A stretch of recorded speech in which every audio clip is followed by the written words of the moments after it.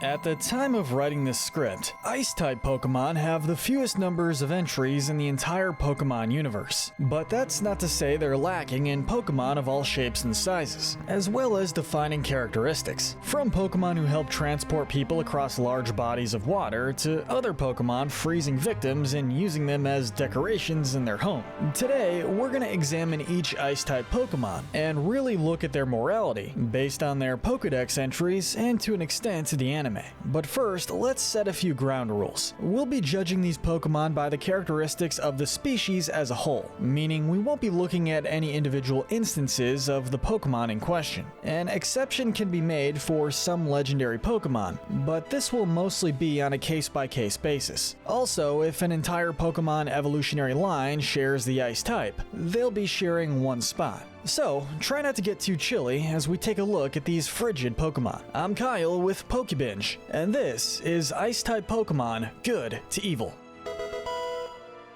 As usual, we'll be starting with our most noble and honorable Pokemon, and working our way down to the most evil. These Ice-type Pokemon are the good. The gold medal of good is going to a fan favorite, the transport Pokemon, Lapras. This seafaring Pokemon is the perfect example of a gentle giant. Kind, incredibly intelligent, and willing to help others, regardless if they're humans or other Pokemon. Like their Pokedex title suggests, Lapras helps transport others across large bodies of water. They don't do this because they feel like they have to, however. Lapras actually loves to help anyone in their travels. Even in battle, their Gigantamax form's signature move, G-Max Resonance, helps out their fellow Pokemon, as it creates Aurora Veil, which helps reduce damage. One of the saddest facts about Lapras is the fact that this gentle Pokemon was nearly hunted to extinction at one point, but as there are now sanctuaries in place to help protect Lapras, this incredible Pokemon seems to have a bright future and more than deserves the gold medal here. Our silver medal of good has to go to the delivery Pokemon, Delibird. With its bright red body, feathers on its head resembling a beard, and the fact it always has a sack wherever it goes, it's clear Delibird is the Santa Claus of Pokemon. Just like that jolly guy, Delibird delivers gifts, mainly of food, to others. Really, the only reason we're not awarding Delibird the top spot in our ranking is because of the Pokedex entry from Ultra Sun. It makes mention that Delibird eats bug-type Pokemon, but a Pokemon has to eat, so we can't fault it for it. The bronze medal of good goes to the comedian Pokemon, the Mr. Rhyme line. Much like Delibird, Mr. Rhyme seems to be based on a famous figure, this time the silent film era star Charlie Chaplin. And just like his real-life counterpart, Mr. Rhyme seems to truly enjoy putting on a show, often seen tap dancing and entertaining their trainers and bystanders. Mr. Rhyme's dance moves also serve the purpose of teaching Mime Jr. the needed rhythm and footsteps in order to evolve into the Galar Mr. Mime. Since the Mr. Rhyme line is relatively new, however, and really hasn't been an anime yet except for cameos, we're relying on the two Galar Pokedex entries. But since Mime Jr., Mr. Mime, and Mr. Rhyme are all very popular in Galar and love entertaining others, we feel confident in giving him the bronze medal of good. Next up, we have the Fox Pokemon, the Alolan Ninetales line.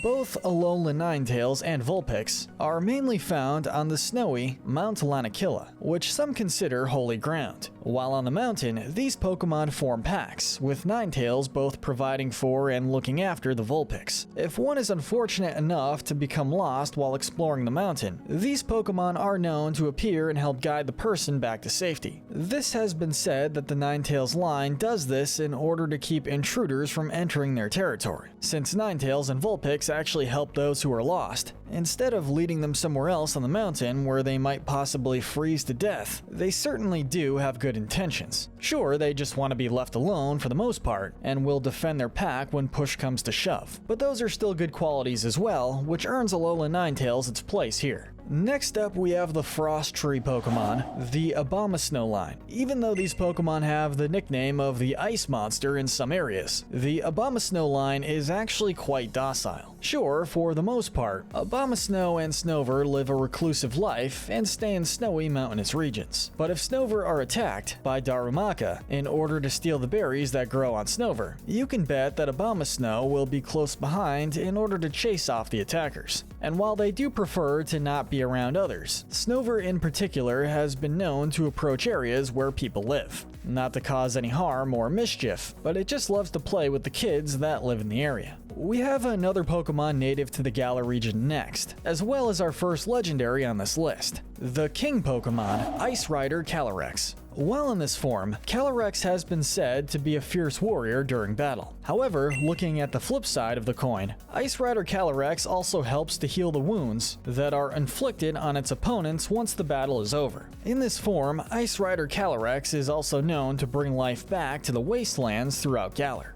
Going by the stories told about this Pokemon, Ice Rider Calyrex was a kind and fair ruler in ancient Galar. And based on how it's still respected and is viewed as a benevolent legendary today, Ice Rider Calyrex definitely deserves a spot in the good camp.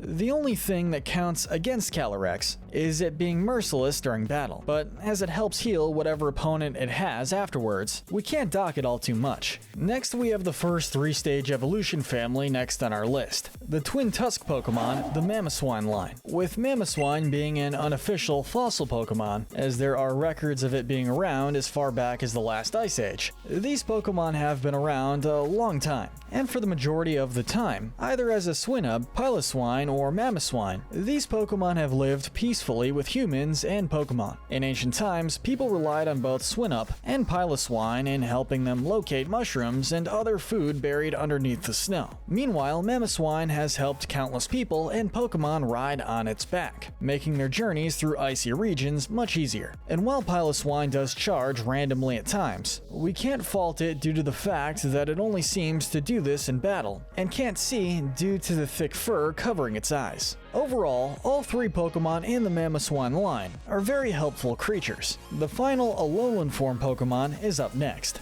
the Mouse Pokemon, the Alolan Sandslash line. Like the Vulpix and Ninetales of Alola, Mount Lanakila is the home of the Alolan Sandslash family. They mostly try to hide in the deep snow the mountain provides, trying to stay out of the way of their predators. When threatened, however, both Alolan Sandshrew and Sandslash will band together to protect one another. Sandslash in particular is willing to fight opponents much larger than itself, such as Tyranitar, in order to keep its home safe. So Alolan Sandshrew and Sandslash are a very tight-knit group of icy Pokemon. Next we have the Penguin Pokemon, Ice-Q. We don't have a whole lot to go on where Ice-Q is concerned. What is known about these ice cube-headed penguin is that they are very easygoing, using the ice that covers their head as a sort of flotation device as they are in the ocean. If Ice-Q do find themselves in a new area, they maintain their easygoing attitude, looking to adapt to their new life. Unfortunately for Ice-Q, the ice that covers their head is not particularly durable. If it's shattered, Ice-Q's true face is revealed, causing people to fall in love with its silly, worried expression.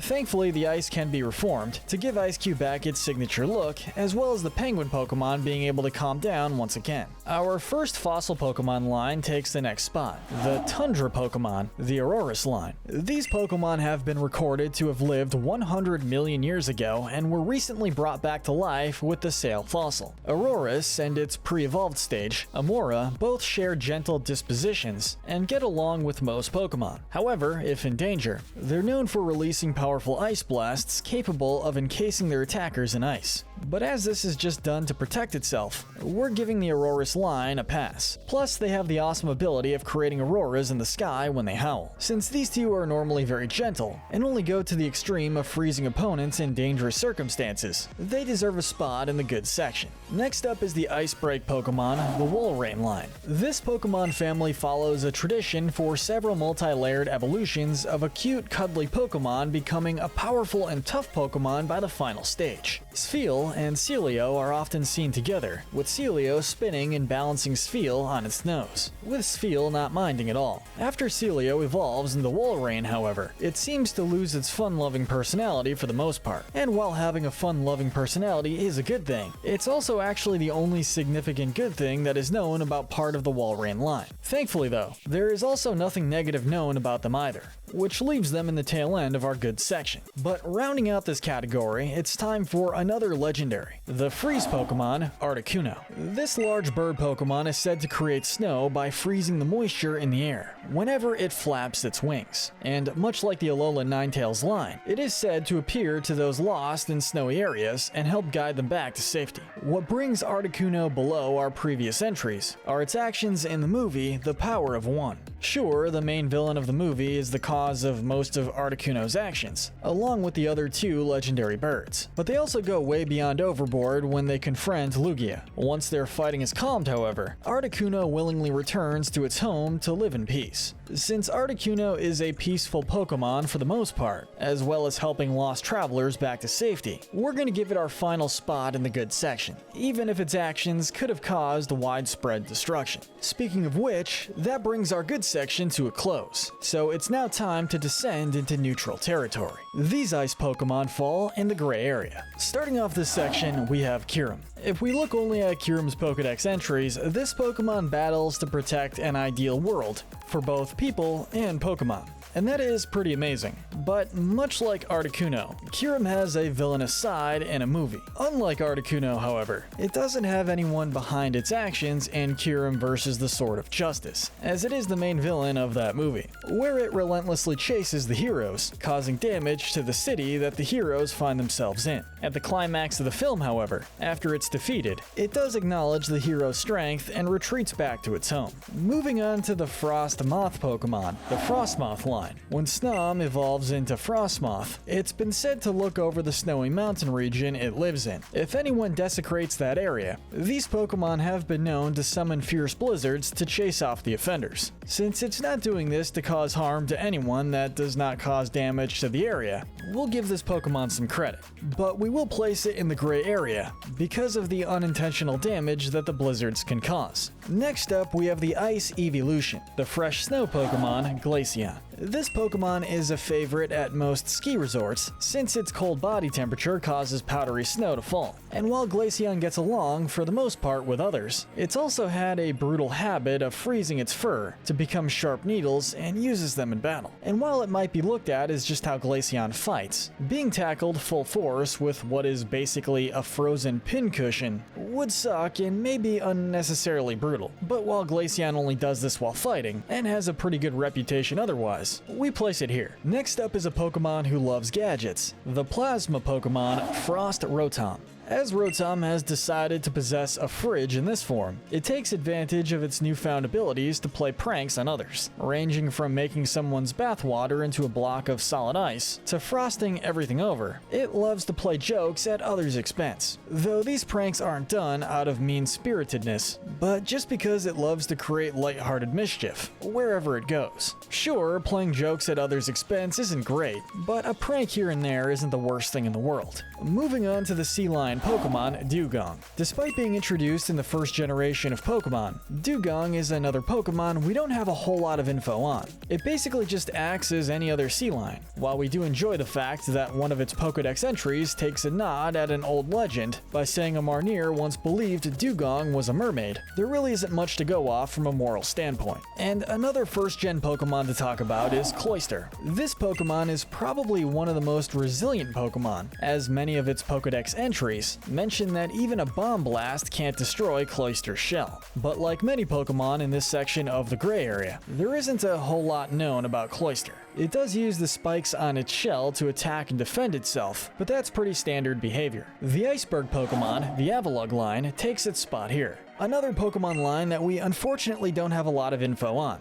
What we do know is that the Bergmite will sometimes catch a ride on Avalugg's large back, and while that does present a cute picture, it's really the only defining thing we know about these frigid Pokemon, though the Hisuian regional form is said to be pretty docile. Okay, next up, we're gonna cheat a little here. The Pokedex refers to both Arctovish and Arctozolt as the fossil Pokemon. That, plus the fact that you need the fossilized dino fossil to create either one, helps tie them together. With that said, as these two fossil Pokemon were introduced recently, they once again fall into the we don't know too much about them banner. While Arctozolt seems like a pretty happy-go-lucky Pokemon, we're kind of just assuming that. Really, the Pokedex pretty much just tells us how these prehistoric Pokemon went extinct, with Arctozolt moving extremely slowly, and Arctovish having a difficult time breathing. Moving on to the final Pokemon introduced in Alola, the woolly crab Pokemon, Crebominable. This Pokemon's only been found in Sun and Moon, and again, not a whole lot of information is available. It's been said to have adapted to the icy climate, and is a pretty good fighter.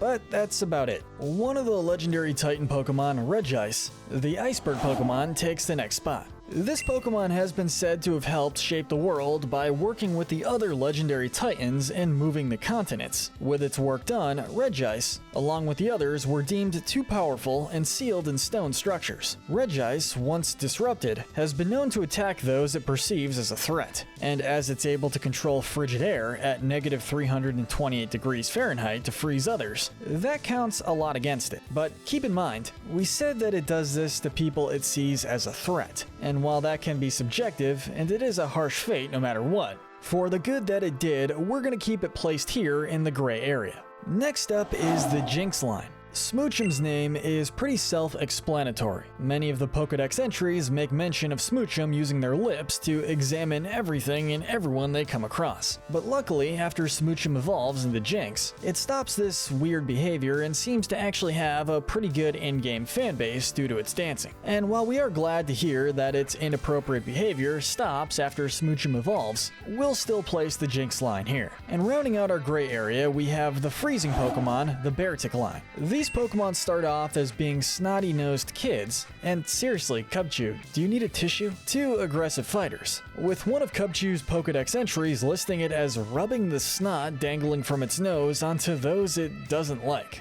Ugh. You would hope that Beartic would become more mature after it evolves. While it does ditch the childish behavior, Beartic has been shown to be an equally arrogant and aggressive fighter. Even outside battle, Beartic has been shown to be unnecessarily aggressive to others. And while having this attitude is far from great, at least Beartic do seem to care about the younger Cubchoo they look after. And finally, we wrap up our gray area, and we arrive at the ice Pokemon whose actions chill us far more than their cold temperatures. These Ice-type Pokemon are the bad and the evil. At the very top of this category, we have the Zen Charm Pokemon, the Glarion Darmanitan line. While Galarian Darumaka normally get along well within their own group, these Pokemon try to go after and attack Snover in order to steal the berries that grow on their bodies. And the stealing for food habit doesn't stop once Darumaka evolves into Darmanitan. While it no longer tries to swipe food growing on other Pokemon and harming them, they are known to walk into towns and settlements to steal food. Even during battle, Darmanitan freezes the large snowball on top of its head in order to deliver more devastating headbutts to its opponents. Our final legendary is up next, the wild horse Pokemon, Glastrier. This icy horse is found in the Crown Tundra, where it eventually meets with Calyrex to help the king Pokemon change into its Ice Rider form. So why is Glastrier so far below the Pokemon it helps out? Well, on its own, Glastrier is known as being needlessly aggressive, stealing whatever it wants by force, as well as terrorizing those who lived on the Crown Tundra. Additionally, Glastrier has a pretty arrogant and proud personality, only accepting fights from those that it sees as worthy. Glastrier's personality seems to be mellowed out for the most part after it has Calyrex alongside it. We're looking at Glastrier's actions before this, and that its behavior would have continued if Calyrex had not stepped in. Just missing out on our bottom three entries, we have the Sharp Claw Pokemon, the Weavile line. Sneasel and Weavile are hunters, pure and simple. And while that is just their nature, what brings them down are the Pokedex entries that go into pretty graphic detail on both of these Pokemon's hunting habits. From stealing eggs from unguarded nests, to flipping Pokemon like Sandshrew over to expose its softer belly, in order to finish it off. The Weavile line are both crafty and merciless. They have also been known to attack much larger Pokemon, like Mamoswine, as a group in order to bring it down. And while we can't knock Sneasel or Weavile for doing what their nature is, their viciousness definitely earns them a lower spot. The crystallizing Pokemon, Cryogonal, is being awarded the Bronze Medal of Evil. This is the only Pokemon in this category that we don't have much info on, but what we do know more than qualifies Cryogonal for this spot. It's been said to use its icy chains attached to its body to capture prey before freezing them at negative 148 degrees. If that isn't bad enough, Cryogonal is also known to use the same chains after freezing freezing whatever it chooses, to kidnap its victims to parts unknown. Between being frozen and taken to who knows where, we have to give this Pokemon the Bronze Medal of Evil.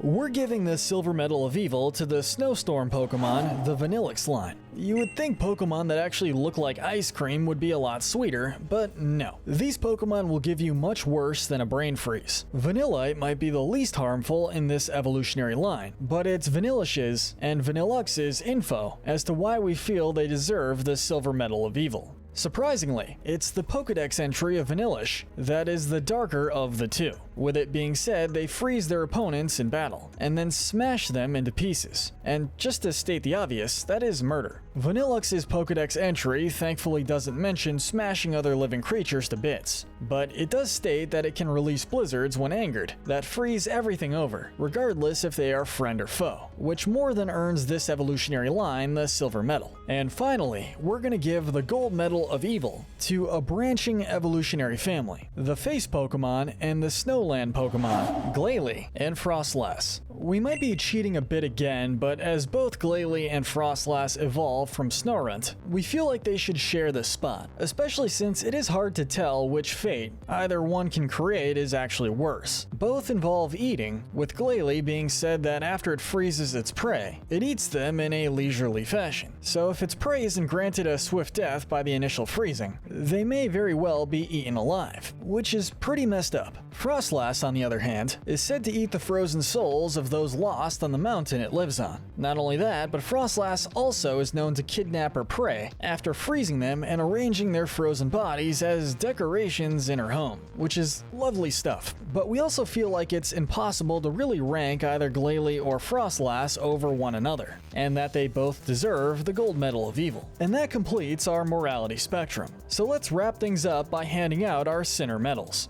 The Lust medal has to go to Smoochum, as it examines everything with her lips. The Pride medal goes to Glastrier, since this Pokemon only observes those it deems strong, as well as its opinion of itself. We feel that this award is well deserved. The Sloth award goes to the fossil Pokemon, Acrosult. If moving so slow caused your entire line to go extinct, you would get the Sloth medal as well. The Gluttony medal goes to Glayly. Sure, other Pokemon on this list eat as well, but since Glayly does this in the most disturbing way possible, freezing its opponents and eating them alive, it's a clear winner. We're gonna give the Greed medal to the Galarian Darmanitan line, mainly because they have the habit of stealing stuff. And for that matter, we're also gonna give them the Envy medal, because this is a pretty envious thing to do. The Wrath medal goes to Kirim. This legendary caused great damage to a city, simply because it had to continue its fight. And finally, the Darwin medal is going to Ice-Q. While not particularly dumb, they are needlessly worried after the ice covering its face breaks, since the ice will reform later on. And that's our list of Ice-type Pokemon from good to evil. Let us know if you agree. Be sure to hit that notification bell and binge our other Pokemon videos here on PokeBinge, your hub for all things Pokemon. Thanks so much for watching, we'll see you next time.